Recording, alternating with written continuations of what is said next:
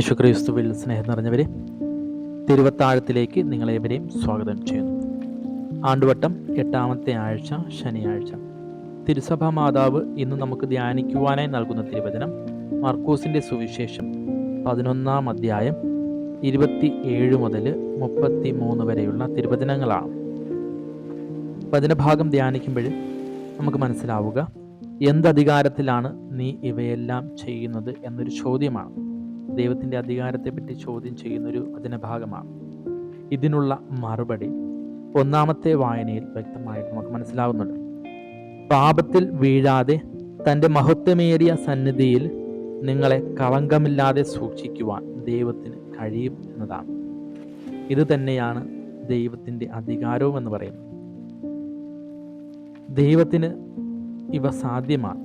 നമ്മെ പാപത്തിൽ നിന്ന് അകറ്റി നിർത്തുവാനും പാപികളായ നമ്മെ ഓരോരുത്തരെയും നെഞ്ചോട് ചേർത്ത് പിടിക്കുവാനും ഉള്ള അധികാരമാണ് ക്രിസ്തുനാഥനുള്ളത്.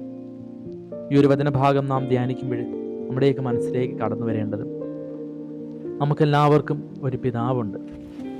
പാപത്തിൻ്റെ ഏത് അറ്റത്ത് പോയി ഒളിച്ചാലും കർത്താവിനോട്, കർത്താവെ ഞാൻ പാപിയാണ്, എന്നോട് കനിവ് തോന്നണമേ എന്ന് പറഞ്ഞു കഴിഞ്ഞാൽ നെഞ്ചോട് ചേർത്ത് പിടിക്കുന്ന ഒരു പിതാവ്.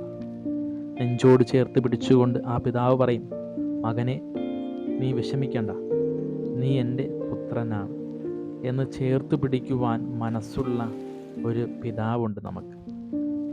ആ പിതാവ് തന്നെയാണ്, ആ ക്ഷമിക്കുന്ന ആ പിതാവാണ് ഇതിൻ്റെയൊക്കെ അധികാരി എന്ന് നാം മനസ്സിലാക്കേണ്ടിയിരിക്കുന്നു. കാരണം എന്നെ നയിക്കുവാനായിട്ട് കഴിവുള്ള പിതാവ് അവൻ മാത്രമാണ്. അതുതന്നെയാണ് അവൻ്റെ അധികാരവും. എല്ലാവരെയും ഒരുപോലെ ചേർത്ത് പിടിക്കുവാനായിട്ട് കഴിവുള്ളവനാണ് ആ പിതാവ്. ആയതിനാൽ നമ്മുടെയൊക്കെ ജീവിതത്തിൽ പിതാവ് കാണിച്ചു തന്ന ആ വഴിയെ നമുക്ക് ചരിക്കുവാനായിട്ട് സാധിക്കണം. പിതാവ് എല്ലാവരോടും ക്ഷമിച്ചതുപോലെ നമുക്കും എല്ലാവരോടും ക്ഷമിക്കുവാനായിട്ട് സാധിക്കണം. അതിനു വേണ്ടിയിട്ട് നമുക്ക് ആത്മാർത്ഥമായിട്ട് പ്രാർത്ഥിക്കാം. ദൈവം നമ്മെ അനുഗ്രഹിക്കും.